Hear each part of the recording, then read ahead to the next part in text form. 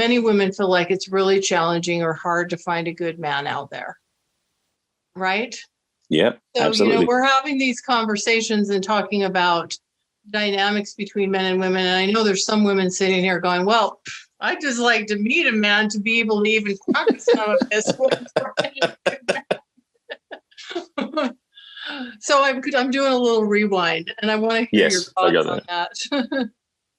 Well, I mean, let's put it this way. In fact, I was just talking to somebody earlier about this, that every one of us is unique and different. And so, and there's so many people on the planet, the odds of meeting somebody quite high, actually. So if you keep saying there's nobody good men out there, well, you can start creating a reality from what you say, or you can say, I wonder who I'm going to meet that's going to be wonderful. Make it a questions positive and directional. Secondly, and as you introduced me, it's like, help women move from heartbreak to grace and wholeness, is if you're looking to find somebody to cover up to be a band-aid from your past relationship, that's a bad approach too. Mm-hmm. You want to do the work to heal that piece as well. The other part is, and this is a lot of work I've been doing for the last few years more overtly than it was before. I was doing it before more covertly, is really build up your self-support system, your own batteries, your love and light for yourself, so that when you do go on dates, you're able to contribute and add to the conversation versus trying to get something from them. And so that meeting with somebody is a chance to enjoy and inspire and actually lift with each other, because you're going to meet somebody who's of a higher caliber, so to speak, when you're already owning yourself and feeling a higher caliber yourself. And so really it's the inner work that creates the world around you, so to speak. It's like the as one of my teachers put it, like your outer experience is a reflection of inner reality. So the work you're doing here is going to reflect out there. If you're not meeting any great men, what are you telling yourself? What are you believing inside that's maybe in the way of that? Because I know there are great men out there, so there are great women out there. The question is, what are you telling yourself about what's happening out there? Mm-hmm. Yeah, I just around this, I think it's so powerful. I think our words and our thoughts are very powerful. I think we're actually in the creative process, beginning to create a reality by our thoughts and by our words when we allow them to persist. I mean, you think about anything significant that you've achieved in your life, you've probably created it in your mind and in your heart before you created it as a reality in your life. And I have a client that I'm working with right now. And when we first started working together, she was just of this mindset of the scarcity. There's no good man anywhere near me, blah, blah, blah, blah, blah. And in our work together, we've worked to help her to shift that until she's come to believe that there's a whole new world of possibility out there. Just because you can't see it in the moment with your eyes doesn't mean it's not there.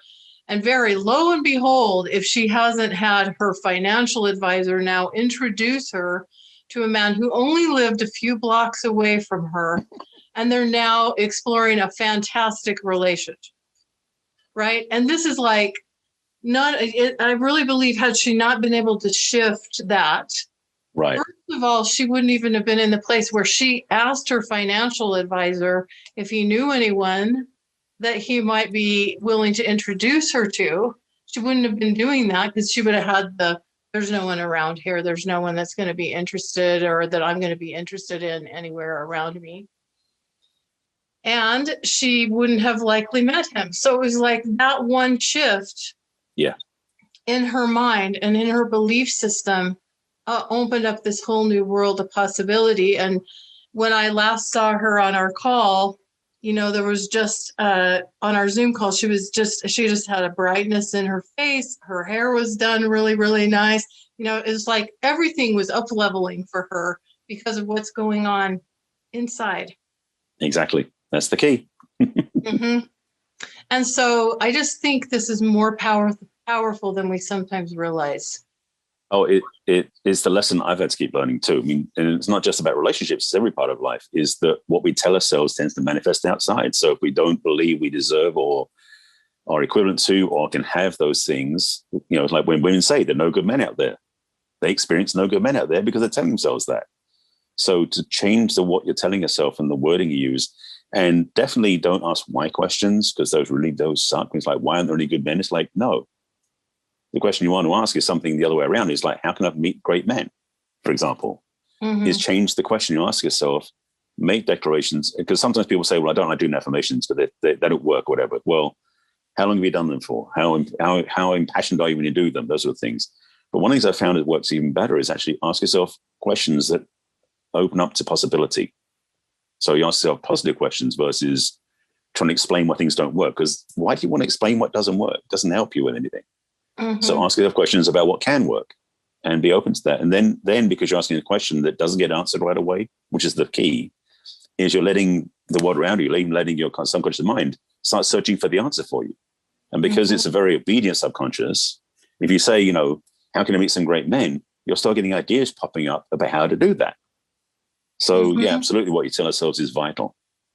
Yeah. And I do think the kinds of questions we ask ourselves is vital too.